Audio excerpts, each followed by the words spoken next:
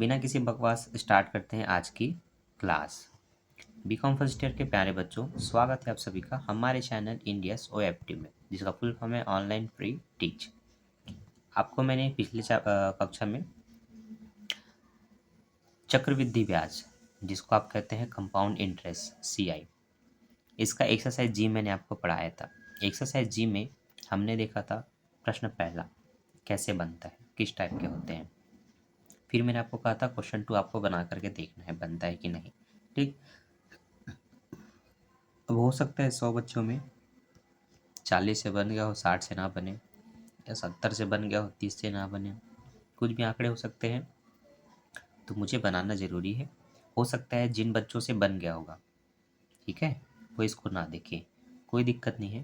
पर मेरे सॉल्व करने के बाद आप कम से कम मिलाने का काम करें कि स्टेप बाय स्टेप जैसे जैसे होना था आपने वैसा बनाया है कि नहीं, या कुछ आपने मिस कर दिया तो आपको पता चल जाएगा, नहीं किया तो बहुत अच्छी बात है। ठीक है।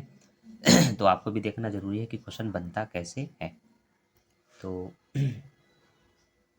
चलिए, आपको आज मैं बताऊंगा क्वेश्चन नंबर 2। क्वेश्चन नंबर 1 हमने देख लिया है कि कैसे बनता है। आज हम इस पर चर्चा नहीं करेंगे, आज हम क्वेश्चन नंबर 2 बनाएंगे। ठीक। तो सबसे पहले आपको क्वेश्चन नंबर 2 पता होना चाहिए कि है क्या, इसलिए हम पहले क्वेश्चन नंबर 2 पढ़ेंगे।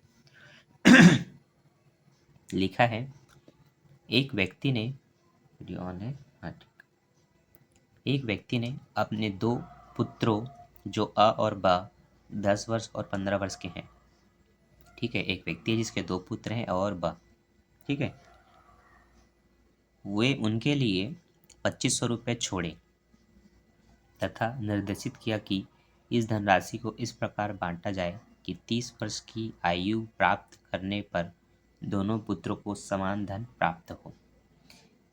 यह मानते हुए कि चक्रवृद्धि ब्याज की दर 5% प्रति वर्ष की है।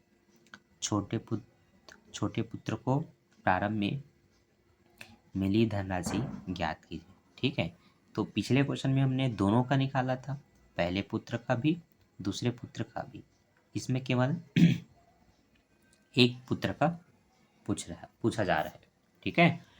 तो आपको ध्यान ये देना है कि जिन बच्चों के बारे में बात हो रही है उनकी वर्तमान आयु क्या है। ठीक, कितने वर्ष बाद उनको पैसा दिया जाना है, उनमें डिफरेंस कितने का है। ठीक है, और अगला ब्याज की दर क्या है। ये अगर आपको क्लियर है तो फिर प्रश्न जल्दी बनता है। जैसे देखिए, 30 वर्ष की आयु पूर्ण होने के बाद इनको पैसा मिलेगा, तो जो बच्चा भी 10 वर्ष का है इसको कितने साल बाद मिलेगा, इसको 20 साल बाद मिलेगा। जो बच्चा भी 15 साल का है इसको कितने साल बाद पैसे मिल जाएगा, 15 साल बाद मिल जाएगा। ठीक है, दोनों के लिए कितना पैसा छोड़ा गया है, 2500 रुपये। बैंक ब्याज की दर कितना देती है, वार्षिक 5%। ठीक है, ये कुछ इन्फॉर्मेशन है जिसको आप शॉर्ट में अगर लिख सकते हैं प्रश्नों को पढ़ करके, तो आगे फिर आपको प्रश्न नहीं पढ़ना, बस लाइन से जो लिख लेंगे शॉर्ट में उसी को देखकर आप बना सकते हैं। ठीक है। आप कहेंगे, माना छोटे पुत्र को प्रारंभ में मिली धनराशि ₹X है, बड़े पुत्र को प्रारंभ में मिली धनराशि 2500 माइनस ₹X। अब 2500 क्या है, 2500 क्या है, 2500 वह राशि है जो दोनों बच्चों के लिए जमा की जा रही है। तो आपने एक व्यक्ति को मतलब एक पुत्र को X माना, तो टोटल में उसी को घटा देंगे, तो जो बचेगा वो दूसरे पुत्र का होगा। ठीक। ठीक, तो ये आपको पता चल गया कि पहला काम ये करना है कि किसी भी एक पुत्र को आपको मान लेना है कि X वर्ष है, और टोटल अमाउंट में अगर आप उसी को घटा देते हैं तो वो दूसरे पुत्र का होता है। ठीक। अब कितने वर्ष बाद मिलेगी ये आपको निकाल लेना है, तो जो मैंने आपको प्लस करके बताया था उसको यहाँ माइनस करके बताया गया है। ठीक है, दोनों एक ही है कि 30 साल में मिलेगा, तो जो अभी 10 वर्ष का है उसको 20 वर्ष बाद मिलेगा, और दूसरा बच्चा जो 15 वर्ष का उसको 15 वर्ष बाद मिलेगा। ये तो मैंने आपको ऐसे ही बता दिया था, वही चीज़ यहाँ पर मेंशन किया गया है। ठीक है। अब छोटे पुत्र के लिए आपने मूलधन X मान लिया है, कितना मिलेगा, दर तो वही 5 रहेगा। अब जितने वर्ष का गैप होता है वही समय यहाँ पर ऊपर में लगाया जाएगा, क्योंकि जब भी आप चक्रवृद्धि ब्याज निकालते हैं तो समय को ऊपर लिखते हैं ना, कितने समय बाद पैसा मिलेगा, 20 वर्ष बाद। तो इसकी ब्याज की गणना 20 वर्षों पर होगी और इसकी ब्याज की गणना 15 वर्षों पर होगी। तो देखिए, पहले वाला जो बच्चा है उसका 100 रुपये का मूलधन माना था 1 प्लस दर बाई 100 की घात समय, तो दर है 5, समय 20 वर्ष। दूसरा बच्चा की मूलधन जो है वो आपने माना है 2500 माइनस एक्स, समय 15 वर्ष की है तो 15, दर वही 5। इस तरह से आप ये कंडीशन तैयार करेंगे जिसको समीकरण 2 कहेंगे। अब चूंकि दोनों को समान मिलना है इसलिए दोनों को एक दूसरे के बराबर रखेंगे, तो समीकरण 1 समीकरण 2 बराबर होंगे एक दूसरे के, क्योंकि दोनों को समान राशि दी जाएगी। ठीक है, अब मेन काम आपका यहाँ से होता है। अब हो सकता है ये देख करके बच्चों को समझ ना आए, तो इसको हम सॉल्व करने की कोशिश करेंगे। ठीक है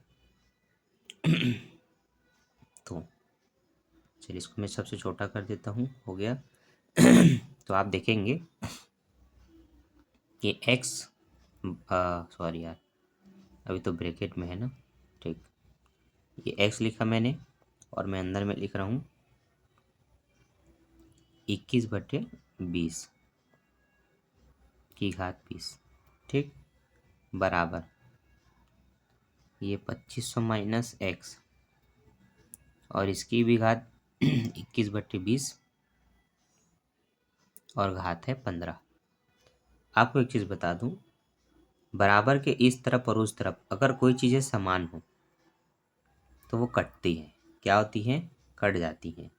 ये आपको पता होना चाहिए। ठीक है, लेकिन आपको मैं डायरेक्ट नहीं बताऊंगा, वो आपको करके ही दिखाऊंगा कि होता कैसे है। ध्यान दीजिए, अगर मान लेते हैं मैं x को यहीं रखूं और इस वाले मान को पक्षांतर कर दूं, ठीक, तो क्या होगा?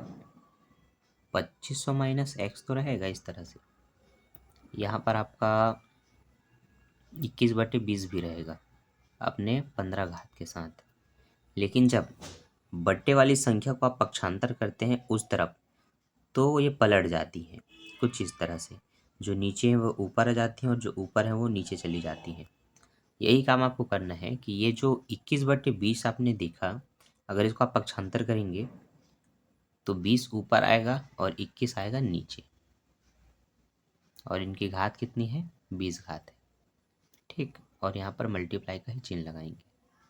आगे आपको ध्यान देना है, आपको पता है ऐसे ऊपर नीचे ऐसे काटा जाता है ना, ये कटेगा पर इस तरह से नहीं जो मैंने अभी क्रॉस करके आपको बताया, ऐसे नहीं। लेकिन आपको याद रखना है कि इसी पद्धति से ये कटेंगे, ये इससे कटेगा, ये इससे कटेगा, लेकिन संख्या देखो, ये 20 बार है, ये 15 बार है, तो ये 5 बार बचेंगे कि नहीं? हाँ बचेंगे। दोनों में से बड़ा कौन है? ये है। तो क्या बचेगा? 21/20 बचेगा कि 20/21? तो जाहिर सी बात है आप कहेंगे इनकी संख्या ज़्यादा है तो ये बचेंगे, मतलब 20/21। इनकी वैल्यू क्या होगी? घात में 5 होगा। ठीक है बराबर x और यहाँ पर 2500 माइनस एक्स। इतना क्लियर है? इस पे कोई डाउट? ठीक है तो अभी क्लियर कर लो भाई। ठीक आगे आगे अब चूंकि यहाँ पर आप देख रहे हैं कि घात काफ़ी बड़ा है, तो इसको लॉग विधि से बनाया गया प्रश्न में। अगर आप बिना लॉग के भी बनाते हैं तो कोई दिक्कत नहीं, आंसर आपका आ जाएगा, बस थोड़ी सी कार्यविधि बढ़ जाएगी। ठीक है, तो मैं अपने कैलकुलेटर फ़ोन में जो है उससे कर लेता हूँ, आप भी करके देखिए आपको 20 का गुणा 20 के ही साथ 5 बार करना है, मतलब 20 गुणित 20 गुणित 20 गुणित 20 आप 5 बार गुणा करेंगे। आप करके देखिए कितना आ रहा है और मुझे फटाक से बताइए। अभी मैं भी आपको समझाते समझाते खुद भी कर रहा हूँ। ठीक है, तो वो शायद 32 लाख समथिंग आ रहा है। कितना आ रहा है? 32 लाख। ठीक, अब उसको मुझे डिवाइड करना है 5 बार 21 से। ठीक है, ये इसको मैं सरलता में कर देता हूँ, 20/21 कर दीजिए सबसे पहले। जो आंसर आया उसमें, अरे यार नहीं नहीं नहीं, वही ठीक है भाई, आंसर तो कुछ ज़्यादा ही लंबा है, वो तो फिर आपसे बनेगा नहीं। ठीक है, 20 को 5 बार 20 से गुणा करेंगे, जो कि आपका 32 लाख समथिंग ही आएगा। उसमें भी 5 बार 21 से डिवाइड कर देंगे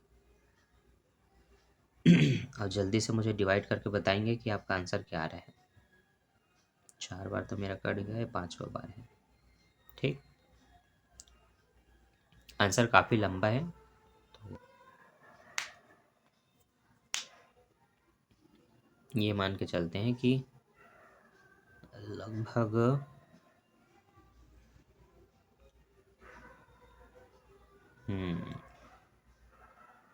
काफ़ी काफ़ी बड़ा आंसर आया है। ठीक, तो जो 2500 माइनस एक्स हैं इनके साथ इनका गुणा होना है। आंसर है 0.7835 261, लंबा सा है आंसर। ठीक है, आंसर के अगर 4 अंक भी लेकर के चलते हैं इस तरह से, तो 7835 को लेकर के चलना है मान लेते हैं, तो हम देखेंगे कि क्या हमारे आंसर के रूप में हमें मिल रहे हैं।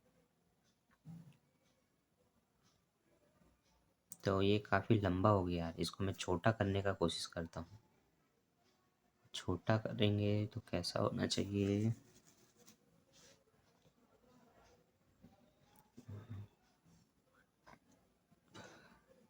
कुछ तो उपाय करना पड़ेगा। यहाँ पर तो पूरा लॉक से बनाया होगा। हम्म